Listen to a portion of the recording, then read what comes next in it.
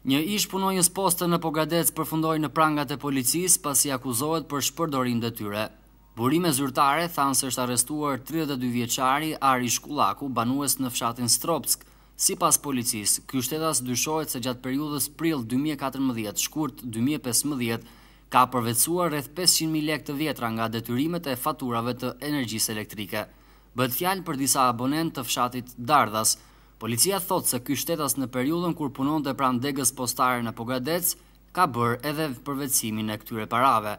Ai akuzohet për veprën penale, vjedhja e kryer duke shpërdoruar detyrën. Nga specialistët e seksionit për krimet në Kolonjë filloi procedimi penal në gjendje të lirë ndaj shtetasit me iniciale PC, 43 vjeç, banues në Leskovik. Procedimi ndaj tij filloi pasi dje në Leskovik dyshohet se ky shtetas për motive të dobta ka kanosur me fjalë për shkak të detyrës drejtorin e shkollës së mesme Jani Vreto, shtetasin me iniciale VN, 50 vjeç, banues në Leskovik. Materialet i referuan prokurisë rrethigjyqësor Korç për veprën penale, fyerja për shkak të detyrës parashikuar nga neni 239 i Kodit Penal.